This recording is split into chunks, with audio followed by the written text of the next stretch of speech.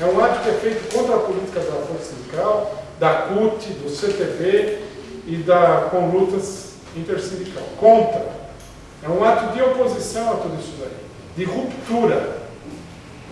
Não é? Esse é o problema-chave. Porque nós achamos que participar de qualquer um desses atos é apoiar essa política. Então você precisa chamar um ato independente. Nem que você leve 15 pessoas, tem que chamar um ato independente. Tem que fazer o esforço de organizar um movimento independente. Esse é o problema. O ato está colocado na perspectiva de constituir grupos revolucionários classistas em todas as categorias, que leve adiante um trabalho sólido de oposição à burocracia sindical e, logicamente, de defesa do interesse dos trabalhadores, que é o que a burocracia sindical não quer fazer. Isso daí é que a gente tem que... Eu acho que, por exemplo, o grande problema a ser esclarecido no 1º de maio é essa questão aí, que é preciso demarcar um terreno independente. Por que demarcar um terreno independente? Para estimular o aparecimento de grupos independentes nas categorias na medida que isso seja possível. Nós temos que... É como se a gente traçasse uma linha para permitir, né, que as pessoas se perfilhassem de acordo com essa linha que a gente está traçando. Isso é fundamental. Isso daqui se liga a esse negócio da frente com a esquerda, que foi perguntado. O seguinte, nós não temos nada contra nenhuma frente com a esquerda. Nós somos totalmente a favor. Mas apenas e tão somente sobre a base de uma política revolucionária de verdade. Frente para ir apoiar o governo Lula para dar dinheiro para a Fiesp, contra. Como toda a esquerda está nessa política, não é possível fazer frente. Agora, de qualquer maneira, é lógico, estão convidados todos a romper com essa política e a participar do ato de 1º de maio, defender os sem-terras que estão sendo assassinados e presos, defender as mulheres, defender o pessoal que está sendo perseguido no mundo estudantil, lutar contra as eleições, abandonar essa política de reboquismo diante da burguesia. Todo mundo está...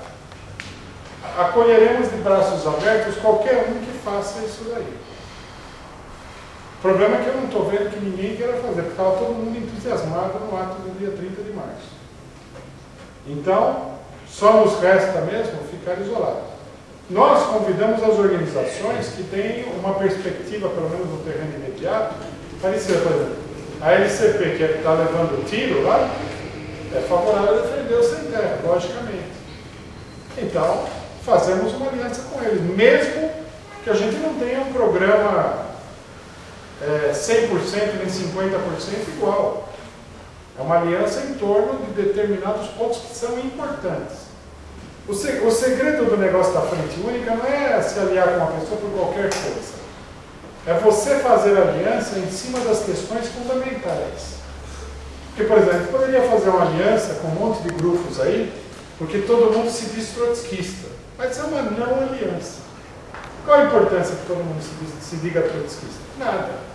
Porque uma parte dos que se dizem trotskistas estavam no ato dia 30 de março apoiando dar dinheiro para os capitalistas. Apoia a campanha contra as mulheres que a direita faz, do Bassuma, da Igreja Católica e tal. Então, quer dizer, entre ele ser trotskista e ficar contra as mulheres, ficar contra as mulheres é muito mais importante. Isso é uma coisa que confunde todo mundo, que o pessoal fala assim, tem que fazer uma frente única. Lógico, sempre que for possível. Mas qual é a base da frente única? A base da frente única, no caso não seria bem uma frente única, seria um bloco. A base de fazer um bloco em comum com outras organizações é que nós tenhamos em comum a defesa de questões fundamentais da classe operária, que tornam as outras divergências secundárias. No momento que os sem terra de Rondônia estão sendo perseguidos, tá certo? O que é mais importante? Você discutir qual é a ideologia do pessoal da LCP, porque na LCP, não sei se todo mundo sabe, tem uma parte de pessoas aí que são maoístas, se dizem maoístas. Também é um voto, como alguns se dizem trotskistas. Precisaria ver exatamente o que eles são, o que eles fazem. Por que nós vamos discutir o maoísmo se nós estamos de acordo na questão da LCP? A questão do maoísmo não interfere, é secundária. Você entendeu? Qual é a importância? Alguns falaram que nos criticaram, dizendo o seguinte: vocês fizeram no 1º de maio um ato com os stalinistas, porque os maoístas são, em princípio, a ideologia deles é stalinista. Veja, também os outros atos, todos os atos tinham stalinista, nesse sentido que eles estão falando, gente de ideologia stalinista. O maior aglomerado stalinista era o PT, né? Tanto que a palavra deles é Governo Democrático Popular. O segundo maior está no PSOL. Os stalinistas mais de carteirinha do Brasil, o pessoal que dominou o PCB na última fase do partido, está todo no PSOL. Leandro Ponder, Carlos Nelson Cotrim, esses eram os ideólogos do PCB. Perto dos maoístas, são muito mais stalinistas do que os outros. Mas também não vou criticar um cara que foi no ato porque ele fez uma frente com um cara que tem uma ideologia stalinista. O que me interessa isso daí? Tem que ter uma importância política concreta. O que eu critico é fazer uma frente com a Igreja Católica, no momento que a Igreja Católica está levando adiante uma política, uma campanha mundial reacionária contra as mulheres, contra as liberdades democráticas. Isso é que eu critico. E não é porque é com a Igreja Católica em abstrato. Se você tiver um grupo de padres aí que está defendendo uma greve, faça uma frente única com eles para defender a greve também. Mas não faça uma frente única política para eleger uma pessoa, como é o caso da candidata do PSOL, né, à presidência da República, que defende claramente a campanha contra as mulheres, que defende dar dinheiro para a burguesia, que defende aumentar a repressão policial no país. Isso daí é fazer um bloco político sobre a base de uma política contra-revolucionária. Então, é daí que vem também a história de que o PCO é sectário. Ah, não faz frente. Vamos fazer frente com o Luiz Helena para defender a política do Ratzinger? De jeito nenhum. Vou sozinho. O que é? A frente o que é? Um pulmão artificial? Não, eu tenho pulmão, respiro sozinho. Para que eu vou fazer frente com ela? Se ela tivesse uma outra política, eu poderia considerar. O problema é concreto. A frente tem que estar a serviço do movimento operário, não de uma abstração, de um dogma da frente.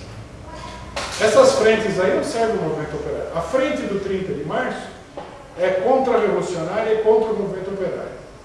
A frente de esquerda, com a Heloísa Helena na cabeça, é uma frente a serviço da ala mais direitista, não, porque em se tratando da Igreja Católica, tem gente ainda mais direitista do que o Ratzinger, por incrível que pareça.